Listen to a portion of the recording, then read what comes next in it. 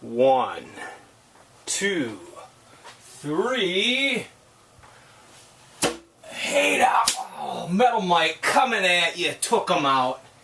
Took 2 swipes instead of 1. But he is foul. I can see him right there, laying on the curb. We'll have to get him later. I wanted to show you the scores that I got today at the flea market, the Medina. Let me make sure my camera, right? It wouldn't be a complete video if we didn't, at least out of nervousness, check the camera.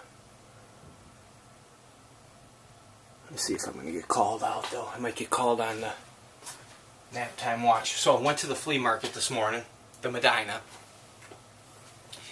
Overslept brutally. Slept until about 10 to 4. I didn't get out. Typically I leave at, 10 to 5. You typically leave 3 o'clock in the morning, 3:15, 3:30 at the latest is what I like to do. Went out to the flea market, got a couple of scores. I'm going to show you them. First off, we're going to start out with this 1959 Oldsmobile I picked up. Friction tin. Vintage original in relic condition. It's got the front seat that has been pushed back, or something's missing from it. Not sure how that works. I think that the seat flips up and these 2 tabs go in. Obviously missing a lot, but got a nice front grille. In the rear, she's got a dent to the trunk, but I've at the very least got a bumper. Sides are nice. 2 hubcaps. Overall, it's a relic for parts piece. It was marked 15. I gave them 10. I like it. It goes into my junkyard. Second pickup of the day is I picked up a newspaper bag, Minneapolis Star and Tribune, for $10. Not bad. I can use that when I'm out and picking. But these I'm kind of excited for.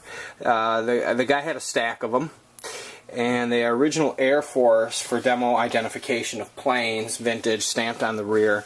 I said, how much do you got on these? He says, $2 a piece. So I count them up. I thought I counted 14. We're going to check right now,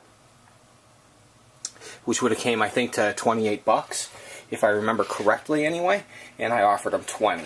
So let's start out. First off, the Flying Tiger alone was worth it. This looks like a Thunderbolt. And we'll see if I can find, it's marked on the back, Corsair Navy. Maybe that is a Thunderbolt. Let's see what this one is. I'm going to try to read them off the back if I can. P51, so that's a Mustang. Beautiful. Little staining right here. But these are actually, if you could see and you were here, there's actually a crackle to it. These are real photographs. These are not just prints. Right here, this must be the academy or the school. Photograph of AAF, Training Command, Section Loopfield, Arizona. Is that what it says? Yep, Arizona. And I stopped counting them. So far we've got 1, 2, 3, and 4. 5. 6. Corsair. 7. This one's got a ding to the wing. 8.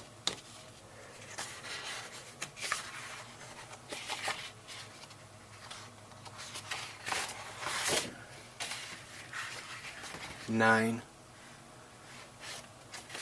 And I'm counting how many I got. 10. 11. 12. And 13. So, I don't know what 13 times 2 is, but I paid 20 for the stack, and I'm very pleased with them. I'll take very good care of them as a collection. In total, this is a great deal. These are training pictures of planes and just beautiful vintage. Gotta love them. And for $20, you cannot go wrong. Just the one of the Flying Tiger alone. And then this here. Now that's Horshack, of course, from Welcome Back Kotter. If you're old enough, you remember it. Mattel doll on the card, in the bubble, whatever the hell we want to say. pretty decent condition. Hardly relevant in today's era, but I grew up, I loved this show. The guy, I asked him how much he wanted for it. He said 25 bucks. I did another 3 or 4 passes around the whole entire flea market, and I thought to myself, boy, I just haven't seen anything today that I want to step up to the plate about. And I always talk about upgrading, and that's when I thought of this piece, that this is as cool as it can really get. I mean, it's not crispy mint, but it's on the card. It's never been out of the package. It's a pretty nice piece. Taking that into consideration, then of course I had to face the reality of it, that Welcome Back Kotter is not a very sought after, desirable collector, especially Horshack. And really, this is probably dying out as the days tick, because unless you grew up in this era, you're probably not going to seek this out. That being said, then what came into play is I loved this show as a kid. Absolutely frickin' loved it. So I stepped up, I offered him 20, he accepted, and now it's in my collection. This is my private collection here, and this was not bought for value. This was really a sentimental, very cool piece to me, and for 20 bucks to capture my youth, every time I look at it, make me feel good, it is definitely worth it. So remember that sometimes. I think a lot of the times we talk ourselves out of buying pieces because obviously maybe we're just paying value, and we don't want to do that. But remember, do you love it? Years ago, there used to be some shows on collecting and such. I've always been attracted to any type of collecting shows. There was a show on called The Collector Inspector. Maybe someone out there has seen that. It didn't run very long. Probably ran early 2000s, but it was a cool show. But there was another one on Saturday mornings with the guy that was on... John Larroquette, I want to say, did the background voices on it. It was really, went around and showed collections and talked to people that were collectors. And really, so one guy said something very poignant that stuck out to me, and that was, if you love it, buy it. It's as simple as that. Because if you walk away, it's something you're going to keep thinking about. If you really like a piece, buy it. And then also remember, on the other side of the rainbow, this conversation is if you buy a piece, you better love it, because if you're a dealer and that's your situation where you're flipping items, you better love it, because you better end up keeping it, is the whole idea there. And that's it, man. Short video. Showed you the things I scored at the flea market. Let's see, I spent 20, 40, 30, bought that bag.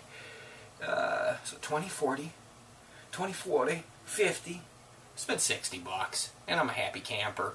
And I bought a soda, 61. Hey now, Metal Mike, in the bunker, doing what I love, looking at my junk, looking at my collection. Do the same, guys. Get in there, dig in it. Don't forget that inner child inside of you. That's what will keep you alive. Stay young in the mind, because literally what's up here is going to matter throughout, and it'll help you through those days when your knees are hurting like mine do, and your hips hurt like mine do, my shoulders, wah, wah, wah, wah. But that's what keeps you going. That's what keeps you fighting. Don't lose the kid inside. Why did you get into this? If you're a dealer and you got into it for the money, keep chasing a dollar, right? And if you got into it because you just simply, like me, love old vintage things and grew up with them, and you're recapturing your youth, etc., memories, do that. Get out there. Don't forget the kid inside. Metal Mike, Subdued Hey Now, coming up. Hey Now! And no, I didn't go to Metallica last night. I wish I would have. I wish I had backstage pass, VIP, and I could stand on the side of the stage. That would have been rad. But otherwise, it was a packed house. And that is too much for me at my old age. Metal Mike.